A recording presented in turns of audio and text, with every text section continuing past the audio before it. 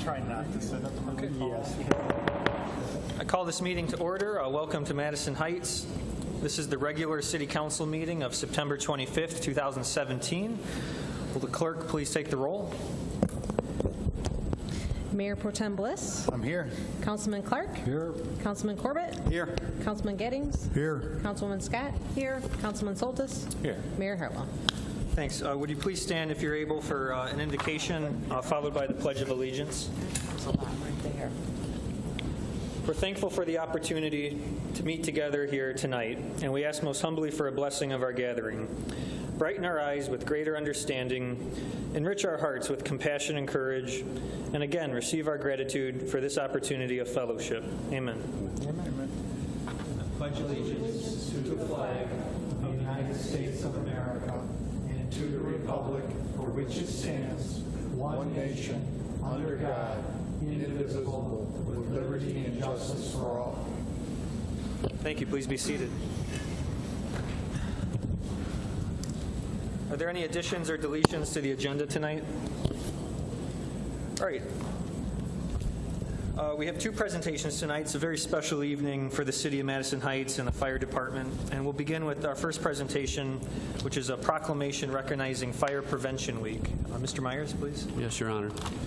Whereas the City of Madison Heights is committed to ensuring the safety and security of all those living and visiting Madison Heights, and whereas U.S. home fires resulted in 2,560 civilian deaths in 2015, representing the majority or 78% of all U.S. fire deaths, and whereas many of today's products and furnishings produce toxic gases and smoke when burned, making it impossible to see and breathe within moments, and whereas these conditions contribute to a much smaller window of time for people to escape a home fire safely, with people having as little as 1 to 2 minutes to escape from the time the smoke alarm sounds.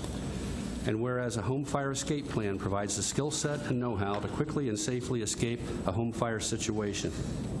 And whereas a home fire escape plan includes 2 exits from every room in the home, a path to the outside from each exit, smoke alarms in all required locations, and a meeting place outside where everyone in the home will meet upon exiting. And whereas practicing a home fire escape plan twice a year ensures that everyone in the household knows what to do in a real fire situation. And whereas Madison Heights first responders are dedicated to reducing the occurrence of home fires and home fire injuries through prevention and protection education. And whereas the 2017 Fire Prevention Week theme, Every Second Counts, Plan 2 Ways Out, effectively serves to educate the public about the vital importance of developing a home fire escape plan with all members of the household and practicing it twice a year. Now, therefore, be it resolved, the City Council does hereby proclaim October 8th through the 14th, 2017 as Fire Prevention Week throughout the city, and urges all residents to find and develop a home fire escape plan with all members of the household and practice it twice a year. Be it further resolved that all residents are encouraged to participate in the many fire safety activities being held during the fire department's open house on Saturday, October 7th, 2017, from 10 a.m. to 2 p.m.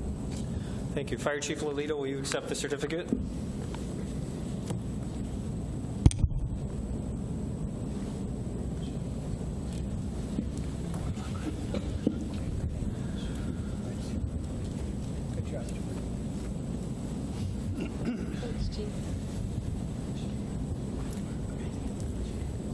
Chief Lolito, I'll ask you to stay at the podium for the next presentation, which is the Firefighter of the Year Award. I invite Firefighter Figueroa to step forward, please.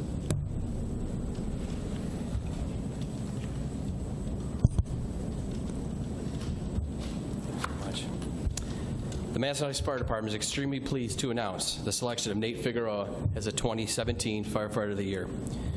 Nate was selected for his exceptional fundraising efforts for local and national charities and his leadership role in developing the fire department's community outreach programs. Nate has spearheaded fundraising for the American Lung Association, Walk for Life, MDA, Breast Cancer Awareness, and Real Men Wear Pink. His efforts has raised over $10,000 for those organizations. Yes, thank you. As the head of the department's Public Relations Committee, Nate has organized the Senior Center blood pressure checks, the firefighter reading program, fire prevention outreach, and CPR and AED programs. Nate's drive and perseverance to initiate these programs that assist our youth, our seniors, and our families in need is commendable and is now getting the attention that is so well deserved. For his dedication to the community and the fire department, we now honor and recognize Nate Figueroa as the 2017 Firefighter of the Year. So.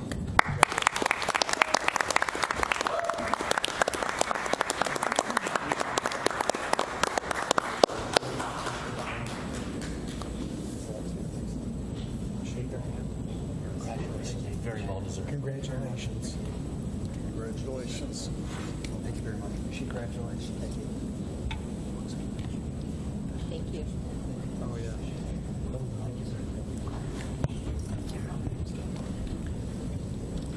Nate, Mayor, I'm sorry. One thing I forgot to mention, and this is important, the community that he serves is also the community he lives in. So I think that should be also recognized that he is a resident of the city of Madison Heights. So, Nate, if you'd like to introduce your guest tonight. Sure, yeah. I'll let everybody know. We'll stand for a picture. Oh, okay. We'll get a picture first, and I know everybody's itching for that. Yes.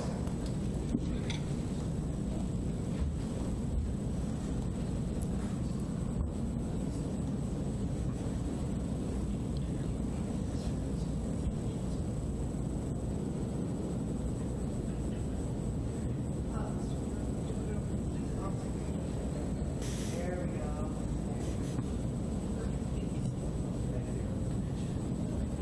Yeah, so I got a lot of family here. Thank you. Nate, would you use the microphone, please, so people at home can record this? The people at home can't. The people at home can't. Thank you very much. I appreciate it. I'm honored to receive this award. It really is an honor. So I'll just go ahead and introduce everybody that's here. I got my beautiful wife, Keely, over here. My son, George, next to Keely. George, you want to raise your hand? Yeah. Christopher is behind George, also my son. I got my grandfather, Dave, here. My Uncle Mick on the end. My Aunt Gail. My grandmother. My dad, David, also. This is my stepmother, Noy. I got my grandmother. I got my niece, Chloe. My niece, Esme. My niece, Lena. My sister-in-law, Jennifer. And my neighbor, who is sometimes our saving grace and also the greatest babysitter in the world, Debbie. So I thank you all very much for recognizing the honor, and I'm truly appreciate it. So thank you. Thank you very much.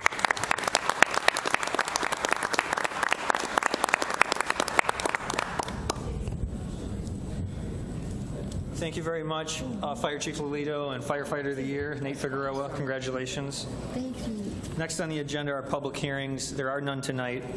Are there reports on the agenda of interest to parties of the audience? Okay. You'd like a report on the agenda addressed now? No. Okay. We'll go to meeting open to the public. Now is the opportunity for anyone to address City Council on any issue, any subject. If you'd be so kind to give us your name and address, although it's not required. Meeting is open to the public. I'm Jenna Uhase, and I live at 29027 Tawas. And I would like to speak on behalf of the Arts and Culture Board that's going to be up for discussion today. I'd like to express support for it. I think it would enhance our city tremendously because I grew up in Warren, I've lived in Royal Oak, I work in Flint, and I used to work in Detroit, so I've seen a lot of cities. And our city is extremely diverse. We have a ton of culture just in our residents, and I think it would be a great addition to celebrate our city and our services, so I'd like to support that. Thank you very much. Good evening. My name is Mary Bush, 1117 East Hudson, Madison Heights, Michigan. I also am here to provide support for the Madison Heights arts and culture. If you take a look at the city council, it's pretty homogeneous. And our city is growing more and more diverse, and I would like to see more and more representation within the workings of the city. An example of this is I cringed and just was writhing last year because we had a business owner who wanted to open up a hookah shop. And what apparently many people on the city council didn't know is that Muslims don't drink, and therefore when they get together to socialize, they drink tea, drink coffee, and smoke a hookah. And it struck me as just that little tiny piece of information would have made a difference in how much smoother this gentleman's getting his business license would have gone. So my suggestion is that we really, really support this and make it happen. We have every major city in the country has got a Chinatown, New York, San Francisco, and Detroit doesn't, except we have Madison Heights, which has this very large Asian community. And how many of the really residents in the city gets behind celebrating the Chinese New Year, for instance? I think that that's something that our city needs to celebrate, not just the small portion of our city. So to that extent, I really hope that the council will vote in support for the Madison Heights Arts and Culture Advisory Board. Thank you. Thank you.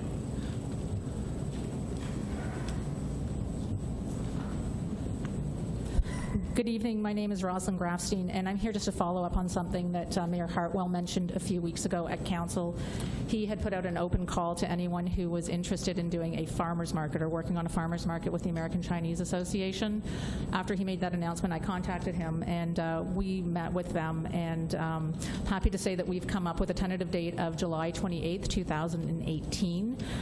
Right now, we're planning on having 10 to 15 farmer's market vendors in attendance, and it's going to be alongside the association's annual Healthy Garden Expo. It's going to be their second one, and this time they're adding on to it with the farmer's market component.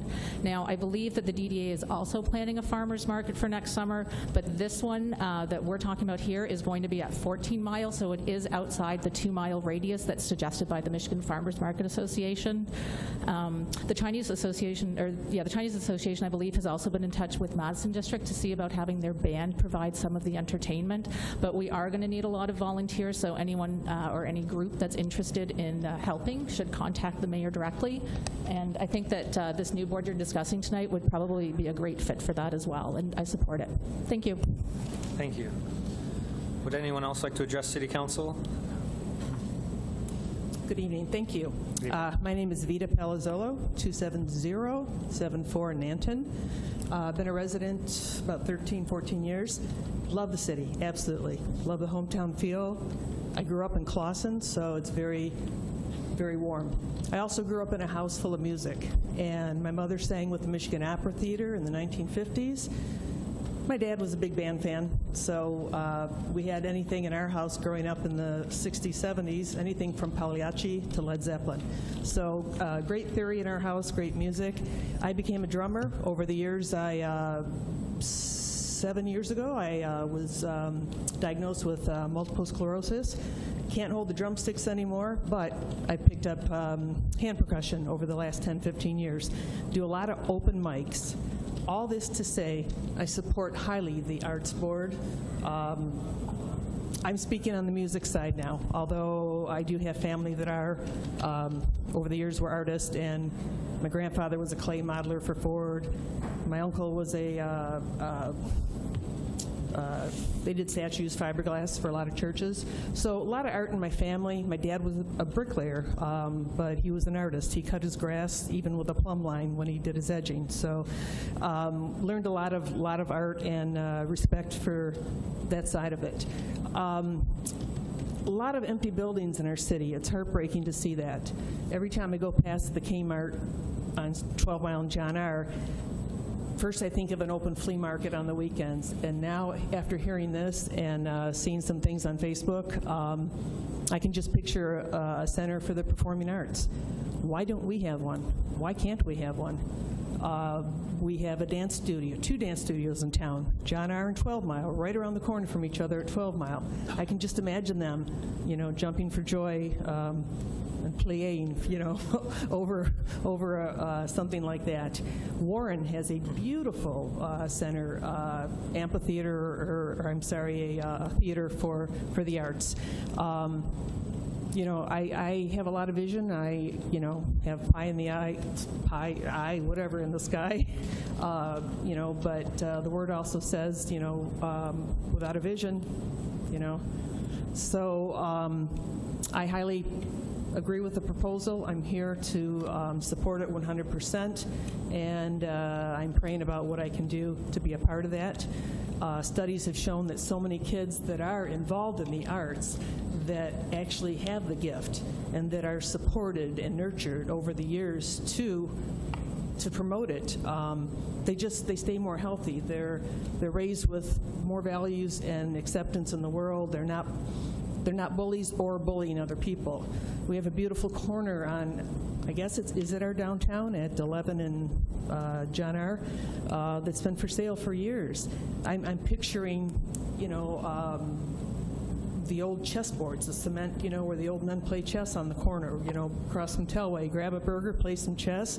What about a nice, beautiful structure, statue, something that's promoted and made by somebody from our own community, even if it's high school, across from the clock, just beautify our city and make people welcome to come through on their way to Detroit. We're not Detroit, we're Madison Heights. Let's put our name up on that billboard too. Thank you. Thank you very much. The meeting is still open to the public. Would anyone else like to address City Council? Good evening. Good evening. My name is Kirsten Bianchi, 31647 Meadows Avenue. I am also here to show my support for the Arts and Culture Advisory Commission. You see what the benefit it has to a lot of other local communities. Hazel Park is one example that has been really working to build their arts and culture, and I think it would be a huge benefit to our city.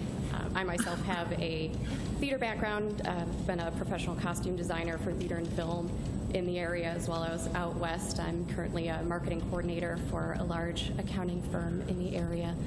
And I really do think that it would be a great way to get a lot of community involvement and bring a lot of benefit to our city. Thank you. Thank you.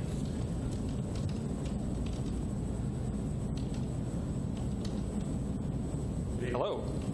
My name is Aaron Flanagan, 26329 Tawas Street. I'm here tonight also to support the Arts and Cultural Advisory Board. I'm going to just thank Mayor Pro Tem Bliss for reaching out to me regarding the committee following our candidates. We had a good conversation, and I wanted to be able to be supportive of that initiative.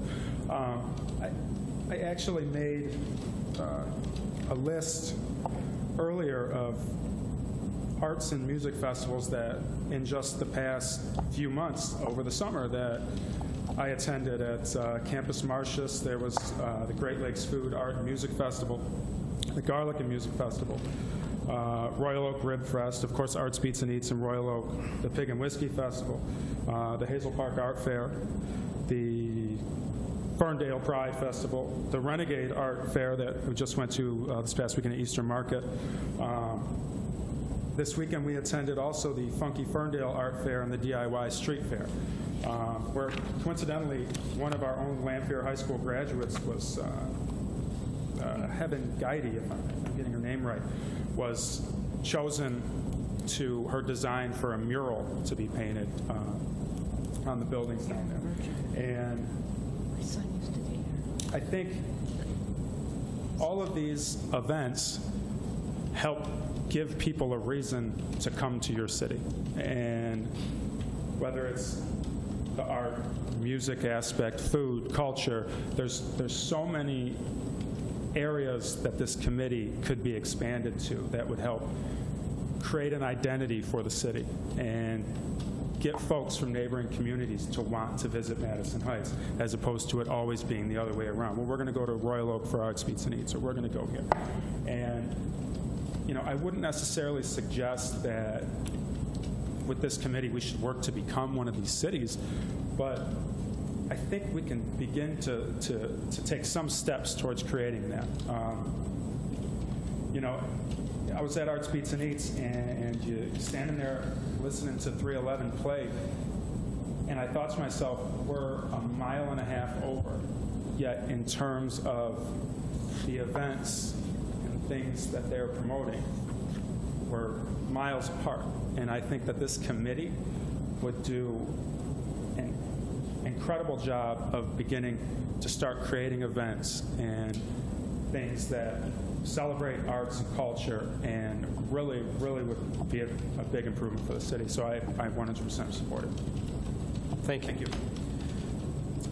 Mr. Mayor, Yes, please. if I could announce the name of the lady you were trying to think of, Erin, was Erin Bertram. She's a 2017 Lampier grad, and she won a scholarship to go to art school in Maine. So that's where she is right now. But very talented. Her creation was called Blue Moods, and it's going to be put on a building. So that's just awesome. Hope they put Madison Heights on it. Would anyone else like to address City Council? All right, no one's asked to be recognized. We can continue. There are no communications tonight, so we'll go to reports. D1 from the City Manager, a resolution establishing the Madison Heights Arts and Culture Advisory Board. Mr. Myers? Yes, Mr. Mayor. As requested by the Mayor Pro Tem and with the concurrence of Council, presented for Council's consideration is a resolution to establish a new Arts and Cultural Advisory Board with the mission to enhance the quality of life in our community and promote the value of the arts by supporting diverse, innovative, and accessible visual, performing, and cultural arts programming. As proposed, the board is comprised of 11 voting members, including 7 residents appointed at large by City Council, a council delegate, and 3 student members, and that would be 1 each from Madison, Lampier, and Bishop Foley High Schools, and 1 ex officio staff member. This resolution has been reviewed by the staff in the city attorney's office, and I would point out for the benefit of the public who may have looked at the resolution online, there's one very minor typographical correction in the second whereas that says City Council understands that the arts are an important economic development tool, and so on. Otherwise, the resolution is as presented. That's all, Your Honor. Thank you very much. What's the wish of City Council? Your Honor, Mayor Pro Tem Bliss? I move that we establish a new Arts and Culture Advisory Board. The makeup would be 11 voting members, including 7 residents at large, a council delegate, and 3 student members, along with 1 ex officio member, as well as the alternates associated with those seats. Thank you. Is there support? Mr. Mayor? Mrs. Scott? Second. Thank you. A motion was made by the Mayor Pro Tem, supported by Councilwoman Scott, to establish a new Madison Heights Arts and Culture Advisory Board, including 11 voting members, including 7 residents at large appointed by council, a council delegate, and 3 student members with 1 ex officio member. Is there any discussion on this item? Your Honor? Mr. Bliss. Yes. I love the fact that so many people came out today to talk about what this Arts Committee could mean, what the type of programming could be. You know, I'm a very, very big proponent of the arts. My wife and I, we actually met in a theater class in college. I sang in a couple of bands that I'm glad that there was no YouTube back then because there's no visual evidence of it.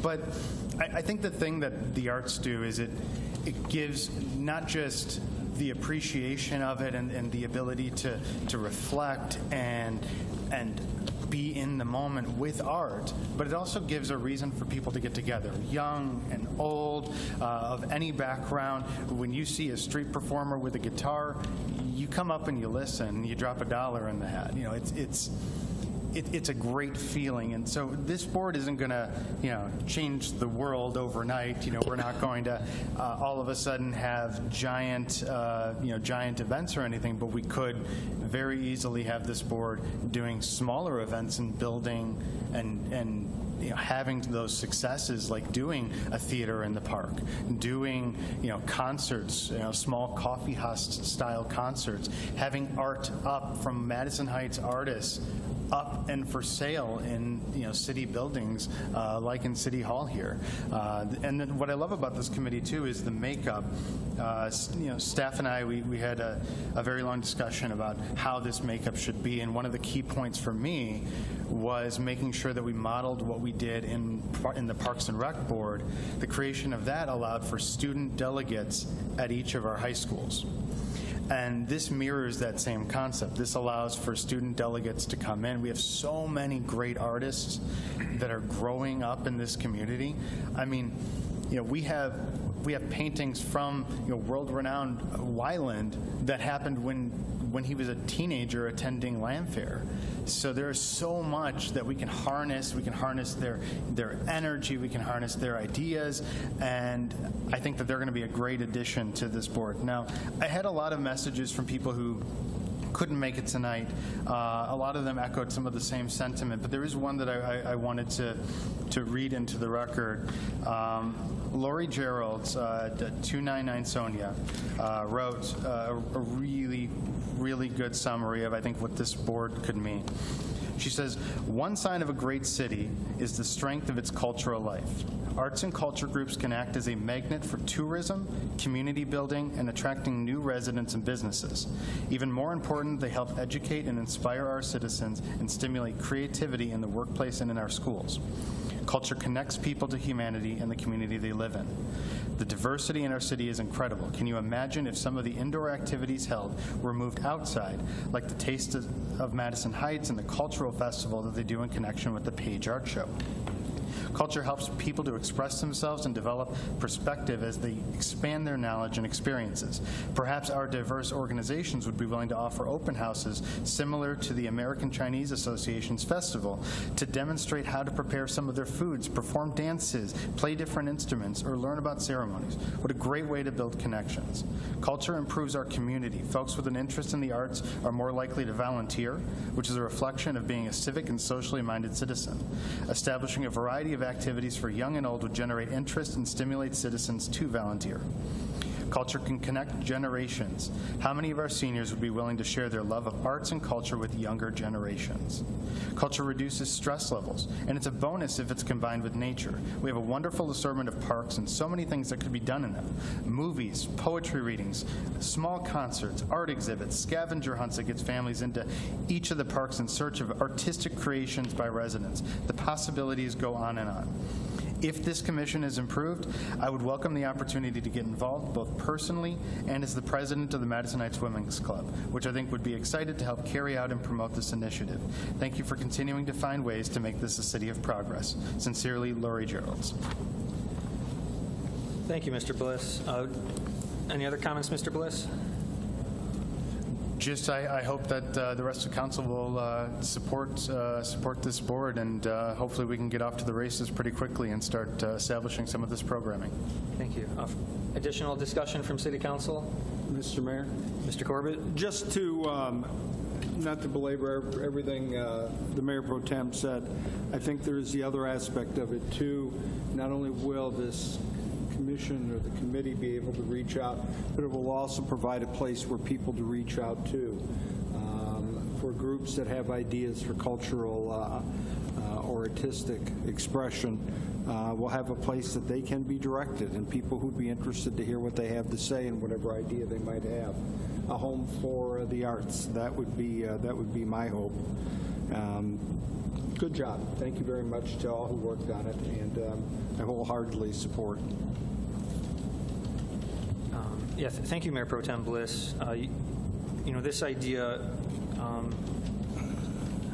the seed was planted when you hosted the Lemonade Town Hall socials, and I think half of this room attended those and instructed you to bring more city events, community events, family-friendly events.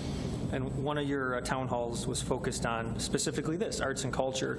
I remember we met with the former mayor of Royal Oak, and there were artists who attended that meeting. And I'm so glad you were persistent and found a really great model that will work in Madison Heights. Whether you have a degree in musical theater performance or not, everyone in Madison Heights can benefit from the arts. And I was talking to Councilman David Soltis about city programming, and we're confident that a lot of these events will be self-sustaining. There will be so much energy from volunteers, and I know our business community is thirsting for community events like this. And I know whoever is appointed to the board, they're not going to lack for any creative ideas. But the Arts Board will have immediate partners with the Downtown Development Authority, who's already hashed out, a dozen different events that they're ready to take action on. They just need some more bodies to implement it. And also the Multicultural Awareness Board would be an excellent complement to this, especially to what Mary Bush said earlier, how 20% of our businesses are owned by Asian Americans, 18% of our population was born in a foreign country, and she's right. Sometimes the face of the city doesn't look like the people that live here, but the Arts and Cultural Board will give people in Madison Heights who haven't had a voice, and it'll make them feel more welcome. It'll introduce them to city resources and new friends and new ideas, and I applaud you, Mayor Pro Tem Bliss, for this, for getting this idea on the table. Thank you. Mr. Mayor? Yes, please. Could I please ask the city manager to go over, for the people that are out there listening, how to apply to get on the Arts Commission? Yes, Your Honor. Starting with the next council agenda, we will be listing the vacancy of this board on the agenda, but even prior to that, please go online and seek out one of our board and commission applications, which is filed with the city clerk's office, and we'll process it as soon as we get it. Your Honor? Yes, please. Just for the sake, if anybody in the audience would like to serve on this board, I printed some copies just in case this goes how I hope it does. Additional discussion from City Council? Yes, Mr. Mayor. Oh, Mr. Sherman. The please. initial applicants are going to be appointed to staggered terms. So we're going to have 3 members, that's just the initial applicants. 3 members for 3 years, 2 members for 2 years, 2 members for 1 year. And then after that, each of the members are then going to be appointed for a 3-year term. What that does, it provides continuity, so not all 7 members are up at the same time. Great. I can't wait to see what City Council does, if we can get a band together, or I'm not sure what. Any other discussion from City Council? Okay, a motion was made by Mayor Pro Tem Bliss, supported by Councilwoman Scott, to establish the new Madison Heights Arts and Cultural Advisory Board. All in favor signify by saying aye. Aye. Opposed, say no. Thank you. The motion carries. Congratulations. All right, there are no items for future public hearings, so we'll go to purchases. Under the agenda is item F1 from the DPS Director regarding the sewer inspection software. Mr. Myers? On August 28th, City Council approved the budgeted purchase of a new sewer inspection camera and the retrofitting of the camera trailer. The sewer camera is used to crawl through and televise runs of sanitary and storm sewers to identify any deficiencies or sources of contamination, such as failing pipe, root infiltration, or illicit discharges of grease or chemicals. This equipment gives us an inside look at our sanitary and storm sewer infrastructure. The current industry standard features software that can note the condition of the pipe and any issues, specific locations and dates and times of the camera coverage, and provides these reports and videos in a format easily integrated into our geographic information system, or our GIS, or mapping system, if you will. Our new camera purchase does not come equipped with software, as it was purchased with Stormwater Asset Management and Wastewater, or SAW grant funds.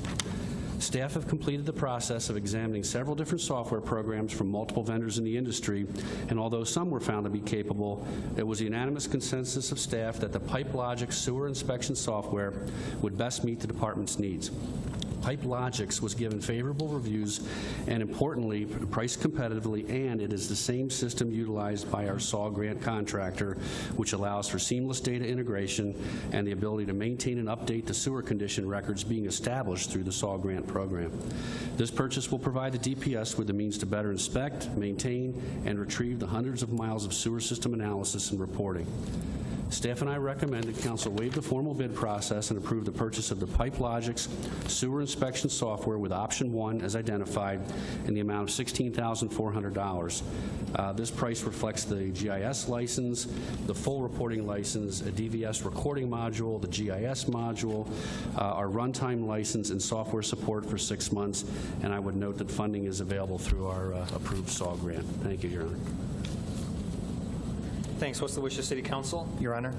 Mr. Bliss? I move that we approve the purchase of the PipeLogix sewer inspection software, option 1, as identified, in the amount of $16,400, with 90% of it to be covered by grant and 10% of it to be covered from water and sewer funds. Thank you. Is there support? Mr. Mayor, Mr. Corbett? support.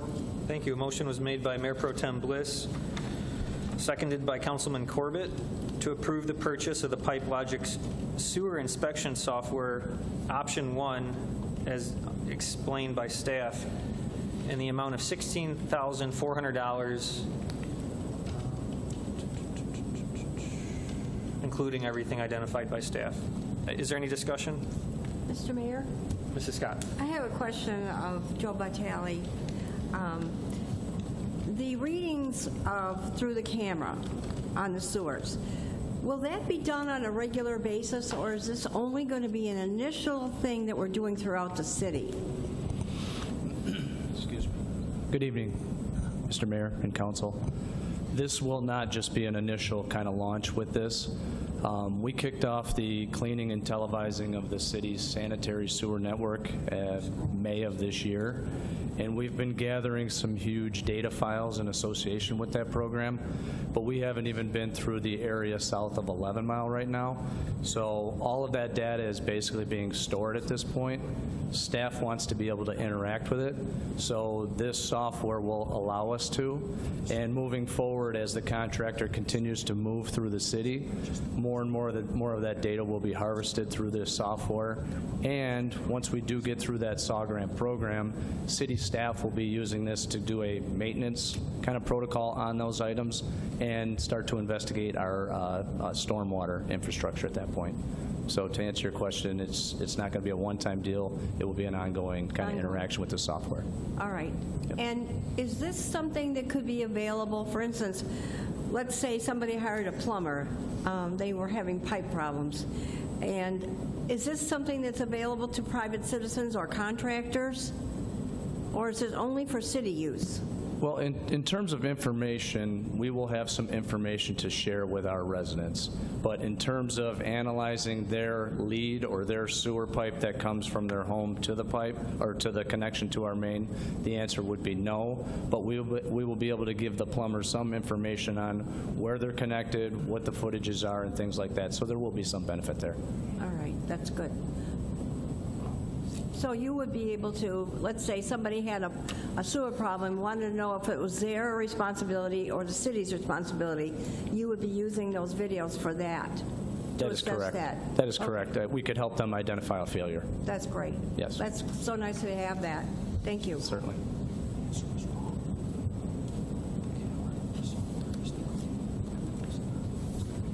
Okay. Any other discussion from City Council? Okay, thank you. Let's vote. All in favor signify by saying aye. Aye. Opposed, say no. Motion carries. The next purchase tonight is item F2 from the DPS Director. It's the pavement removal and replacement at DPS. Mr. Myers. Yes, Your Honor. Due to the age and deterioration of the DPS parking lots and the existing pavement, city staff requested and council approved $50,000 in the fiscal year 2017 budget for pavement replacement and parking lot improvements at the DPS. The $50,000 budget allocation was carried forward, and an additional $75,000 was approved as part of the fiscal 18, which is the current year budget. The city's current road improvement contractor, Delicio Construction Incorporated, has agreed to make the necessary concrete improvements at the contractual unit prices approved by City Council in 2015. Staff and I request the council waive the formal bid process and approve the removal and replacement of 8-inch concrete at the DPS by Delicio Construction for unit cost in the total estimated amount of $124,990. Funds are budgeted and available for this project.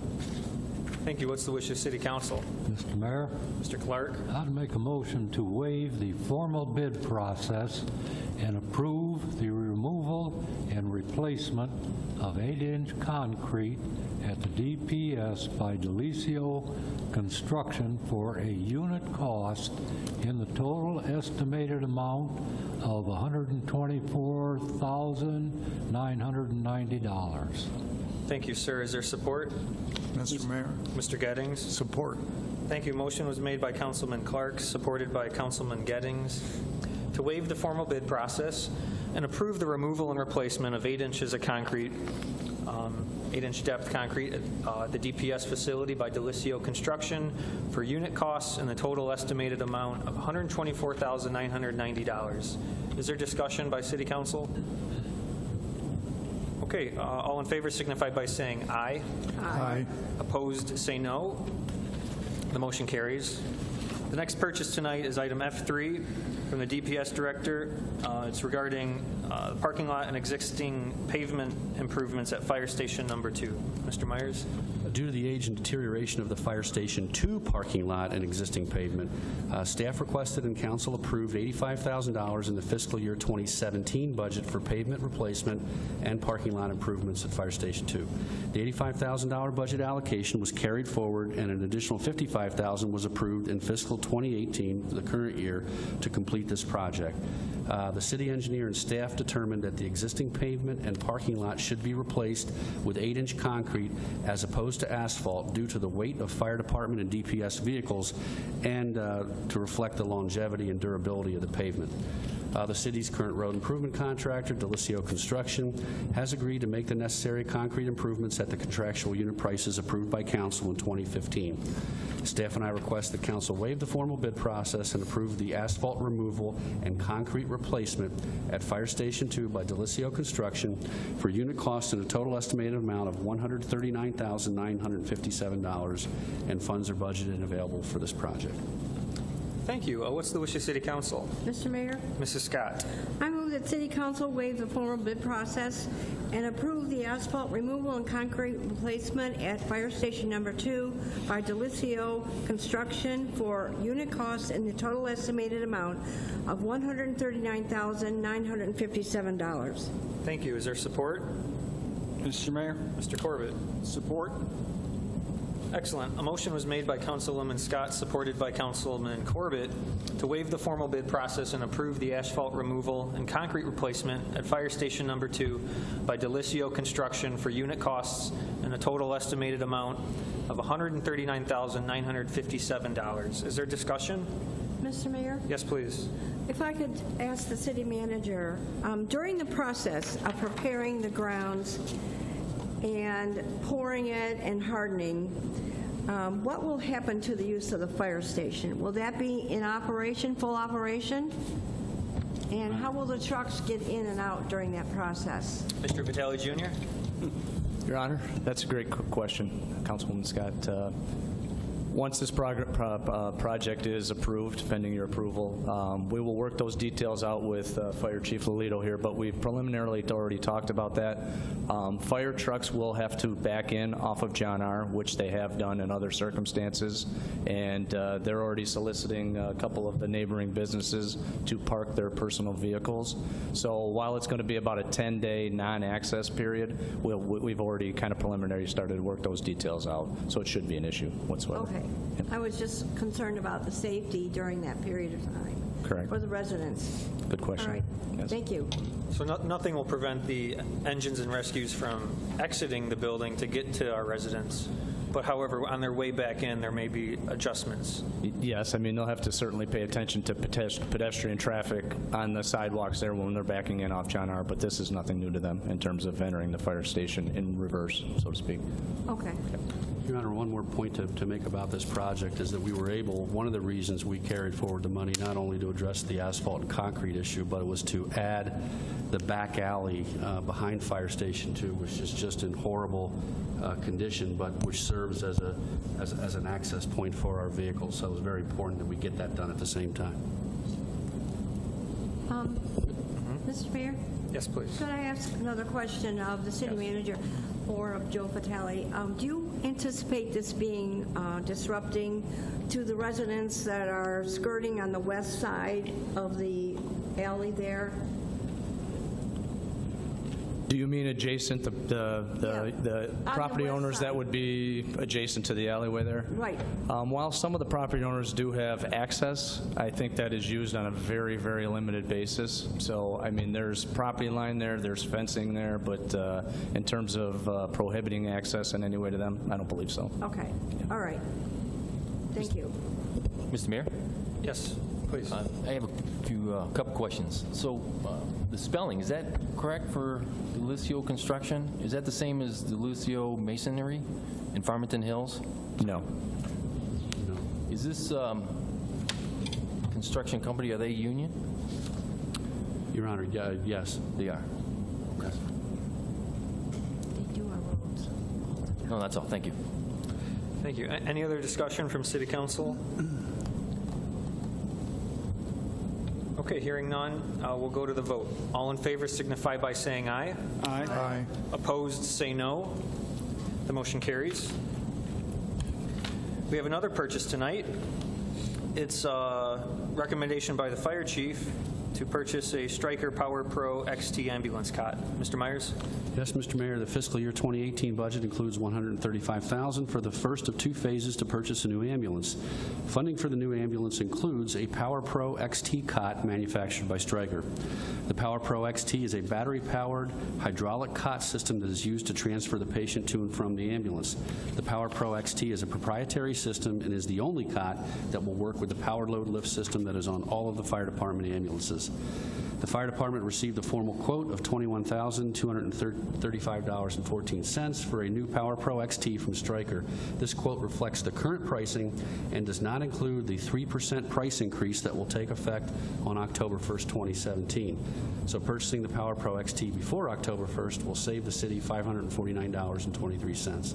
Staff and I recommend that council waive the formal bid process to take advantage of the current pricing and approve the purchase of one Power Pro XT cot, which includes a 7-year warranty from Stryker in the amount of $21,235.14, and funds are budgeted and available.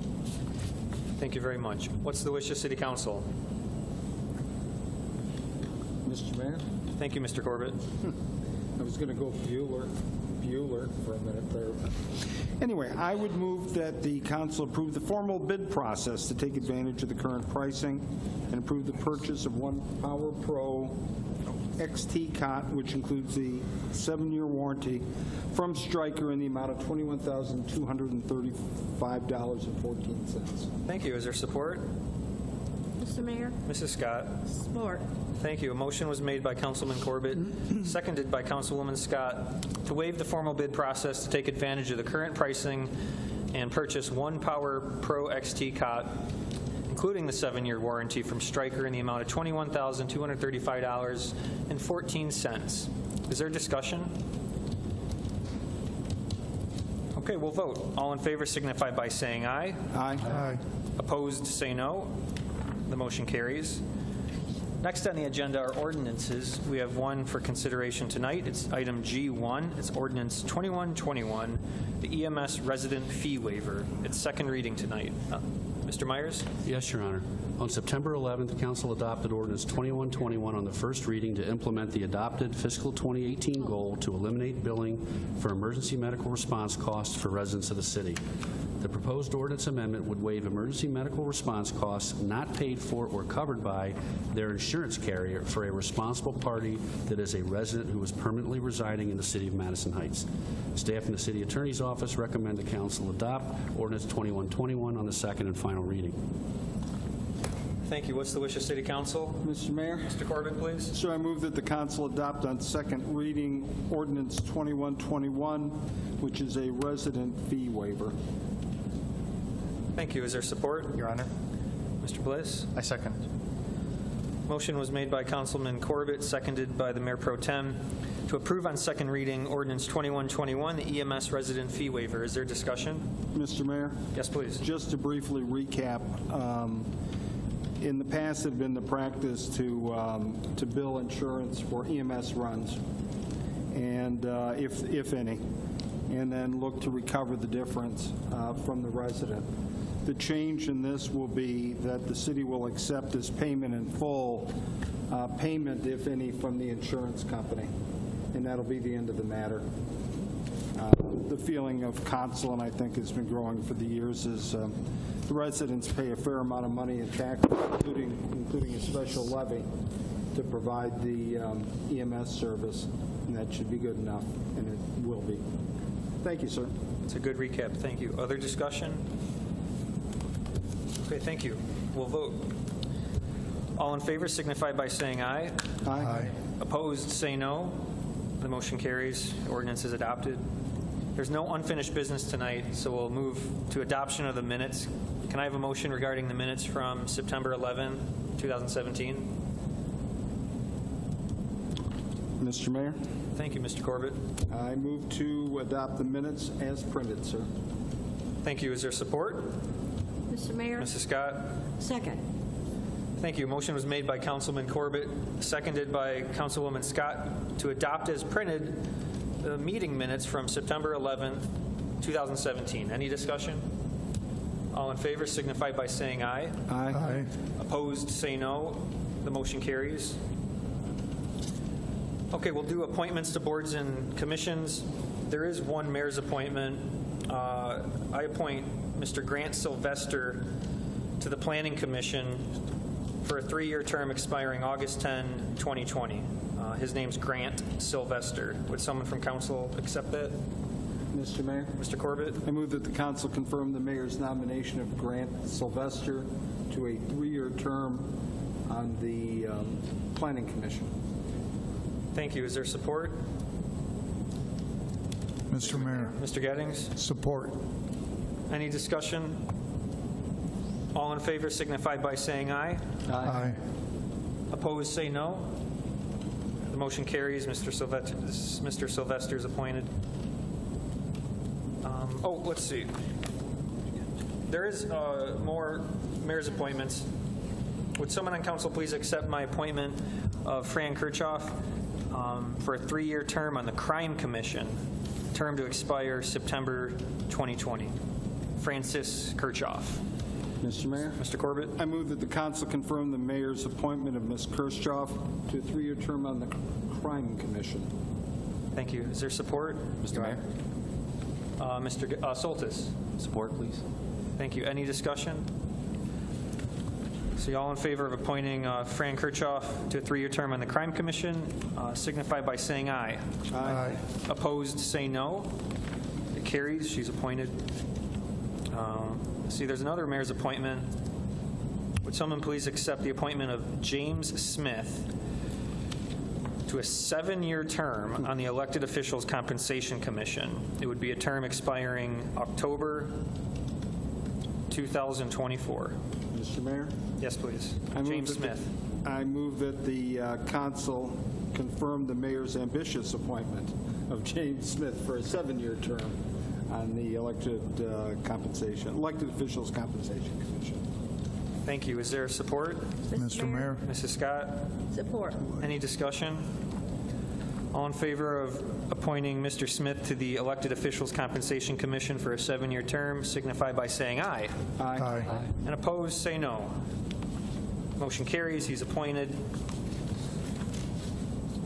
I don't have any other appointments. Does City Council have any other appointments or nominations?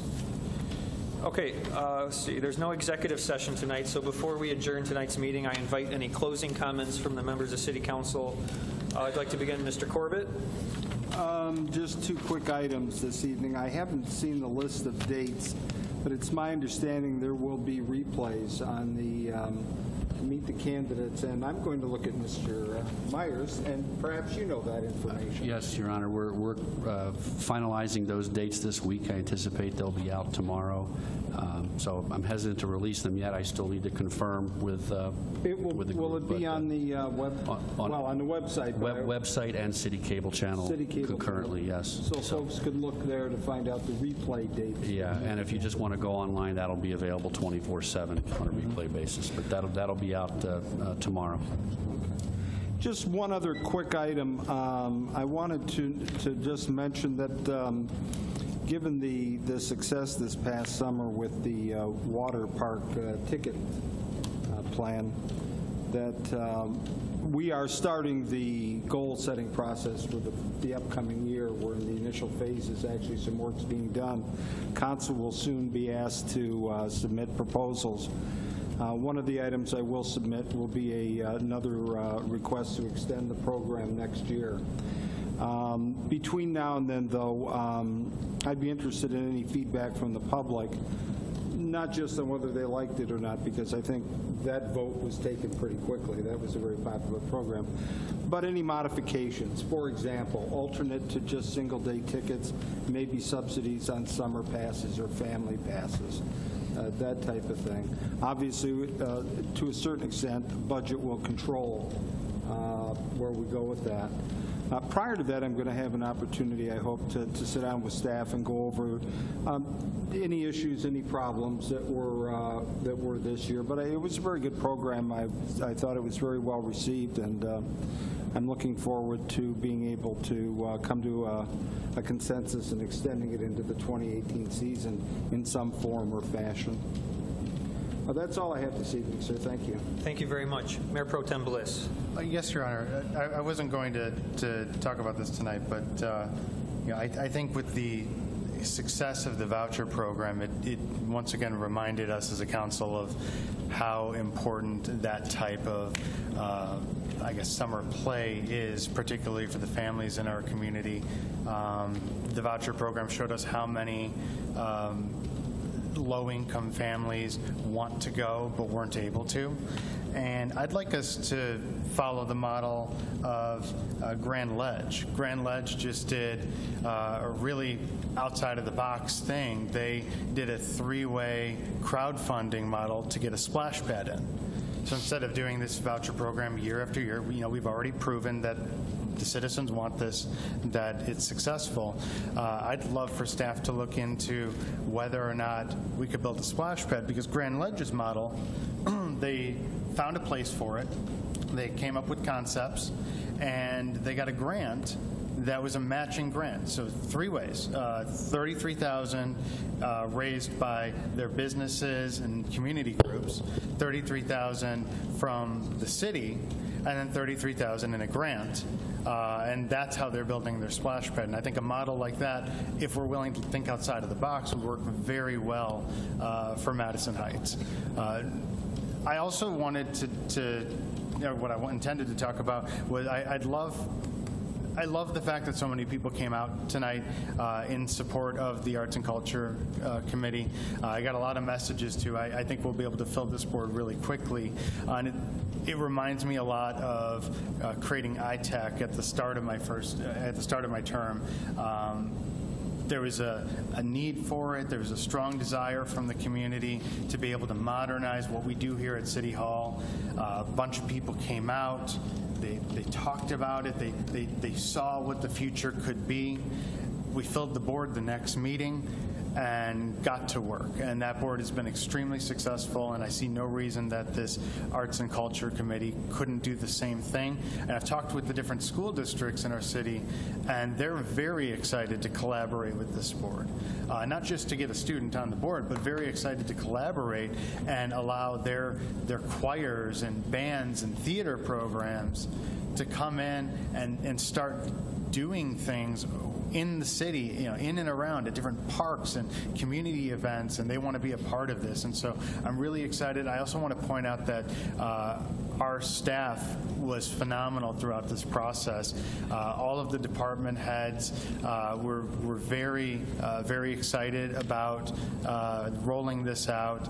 And there's a lot of collaboration that's going to have to take place with this board. As Councilman Corbett said, this is going to be the place where people go with arts and cultural programming, but it doesn't mean, as Mayor Harwell noted, that the DDA isn't going to be able to help if that board wants to do something in the DDA, or if they want to do something at the library, our library board would be there.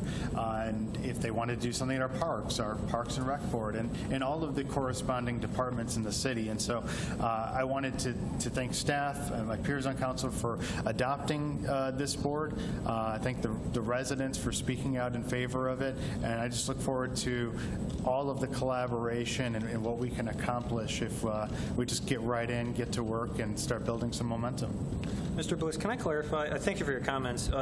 Your second point, you were discussing the Grand Ledge model for funding a splash pad. Yes. Do you agree that that's something we'll put on our goal process? Or Yes.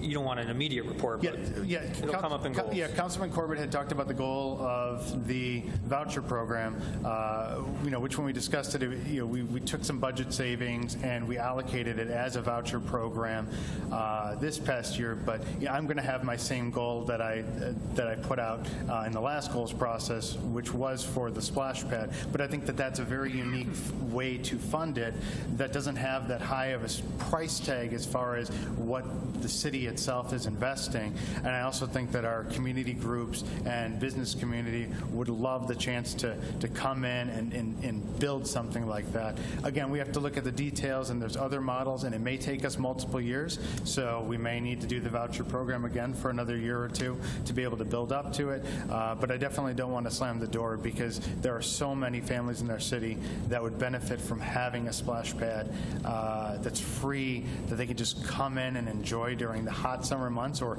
hot September month, as it were. And I just want to make sure that we vet that out as well. Okay, thank you. Any other comments tonight, Mr. Bliss? That's it. Thank you. Mr. Gettings? Nothing tonight, Mr. Mayor. Thank you. Mr. City Attorney, Mr. Sherman? Nothing, Mr. Mayor. Thank you. Mr. Manager, Mr. Myers? One thing, Your Honor, just to announce again that Oakland County Parks is partnering with the City of Madison Heights to host the Hometown Harvest, formerly known as our Fall Open House at the Nature Center. That's going to be on Sunday, October 1st from 12, I believe, to 3:30 p.m. Over at Red Oaks Nature Center. So I know they're going to have a lot of good activities. Picks and Sticks is going to play again, and great event for the community. That's all, Your Honor. Thank you. City Clerk, Ms. Prince? Thank you, Mr. Mayor. Just want to remind the community that the city's having a general election on Tuesday, November 7th. All the polling places will be open from 7 a.m. to 8 o'clock p.m. in all voting precincts in the city. Absentee ballot applications are available at the city clerk's office, or you can download one online and then also turn that into the city clerk's office. Thank you. Thank you. Mr. Clark? Nothing, Mr. Mayor. Thank you. Mrs. Scott? Yes, thank you, Mr. Mayor. I subscribe to The Bridge, which is a wonderful program that comes by email to me, and it talks about a lot of things going on in the state. And I just wanted to talk about a plan to have the private sector pay for construction and maintenance of part of the busy I-75 corridor in Oakland County, which will be the largest public-private transportation project in state history. The repair is going to go from 8 Mile Road to 13 Mile Road, and some of it has already been done. The program is called P3s, and it's a way to stretch taxpayer dollars for transportation and maximum efficiency of construction projects. A private company could finance multiple sections at once. And to just give you more of a time frame, the first of those will scan from 13 Mile to Coolidge Highway, of course it involves Madison Heights, and it's expected to be awarded next summer, and construction should finish in 2020. The second leg, which will affect us even more, goes from 13 miles south, and that would include a contract not just for design and construction, but also for long-term financing and preventive road maintenance. MDOT said the contract should be awarded by the fall of 2018, with the construction set to finish in 2022. So we're in for a long road of repairs, but the results will be, I'm sure, very needed and wanted. Also, to remind everybody that the Chamber of Commerce is having their auction and their $10,000 drawdown raffle. That's on Wednesday, October 4th, from 6 to 10 p.m. at the Horace Brown Drive Union Hall. If you want to get a ticket, they're selling for $30 for dinner, and they are by calling the Chamber or going online at email chamber mhhp @gmail.com. It's quite an event, and I know it's a very exciting thing. They're going to have a space theme this year, so it's going to be interesting. And it's really interesting that this came up tonight because it applies greatly probably to the new commission that we're going to be starting. And that is Lampier High School is going to be doing a new fundraiser this year.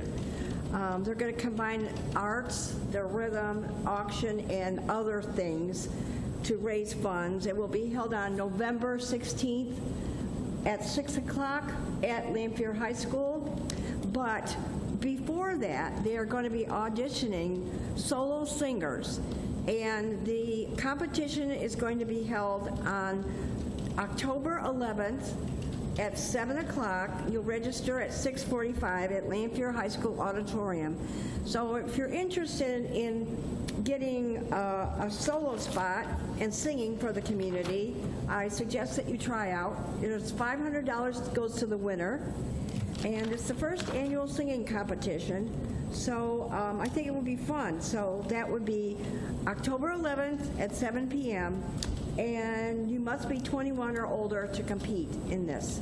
Too bad we can't, because I know we have a lot of talented young people, but this is for 21 year older. And you can get the information from Lampier High School on their website on how to apply. But I think that's a good tie-in with our new commission. That's all, Mr. Mayor. Thank you, Councilwoman Scott. Mr. Soltis? Thank you, Mr. Mayor. Well, Margene, maybe I should try out. But I can't even carry a note to the bathroom. So, but I'll let other people do that. So first, Manufacturing Day is October 6th, which I'm really excited about. We're getting involved in that. That's where younger kids are learning about manufacturing, that it's high-skilled, high-technology.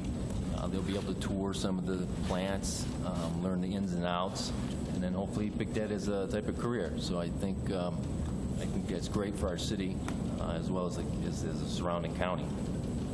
Also, in terms of the fire department, there is, to me, a very special lady in the audience, but unfortunately she left.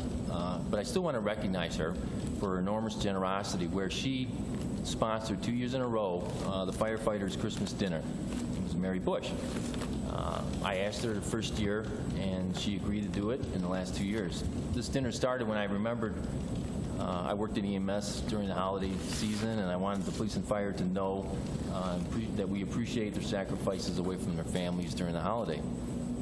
I greatly appreciate fire and EMS. My son is a new fireman. I was in EMS for 10 years until I injured my back. Too bad we didn't have the technology they do today. To me, these guys don't think about consequences on themselves. They just instinctively react. They get our full support. Also, I'm glad to see us utilizing union contractors. That's my preference. I would like to see more of it, but that'd be kind of difficult because especially since Lansing tied our hands and doesn't allow cities to use that prevailing wage. That's a big, big problem for me. And that's all, Your Honor. Thank you very much. I just want to re-congratulate firefighter of the year, Nathan Figueroa. It's so special that he lives in Madison Heights, and he does contribute so much, him and his family. It was really nice to see Nate honored tonight. And I'm glad Councilwoman Scott brought up the expansion of I-75. And the city of Madison Heights is very concerned about this project. I mean, it's going to cost taxpayers $1 billion to really build a road to nowhere, just the hinterlands of Oakland County. And the city of Madison Heights has officially been opposed to this expansion for years, and it's for several reasons. Not only is it going to disrupt our neighborhoods with the possibility of a new exit on Lincoln Avenue, but there's been a major major taking of privately owned land, which is depriving the city of future tax revenue forever. There's also going to be a significant amount of public land that's owned by the city of Madison Heights. The residents of Madison Heights will be lost. And we're very concerned about also the destruction to the local ecosystem and environment. I mean, there is somewhat of a nature preserve in that corner of the city where deer can actually sustain a reasonable lifestyle. I mean, so for all these things, disruption to the neighborhood, disruption to the environment, the future loss of tax revenue, the taking of our city land, these things concern us. And not to mention we have to pay $1 billion statewide. And so I know this city council has asked the city manager and has asked MDOT to give us more information. And so I promise you, we promise you, we're going to keep an eye on this and not just let MDOT bulldoze and do whatever they want in Madison Heights. We're going to insist that we're at the negotiation table to get the best deal, the best improvements for Madison Heights. It's not going to be a rubber stamp from us. Switching gears, October is a really special month for the fire department. As we declared Fire Safety Week, the second week of October, the fire department is having an open house at the headquarters, Station Number 1, on Saturday, October 7th from 10 a.m. to 2 p.m. Families are welcome. Hundreds of residents will come through the doors and they get to jump in the equipment and see the tower. And I don't know if there will be demonstrations like in the past, but they've used the jaws of life to cut into a staged wrecked car. Also, the firefighters are hosting a pancake breakfast on Saturday, October 21st from 9 to noon at Fire Station Number 1. All proceeds will go to the American Cancer Society, specifically for the Real Men Wear Pink breast cancer awareness program. That was part of what Nate Figueroa was honored tonight.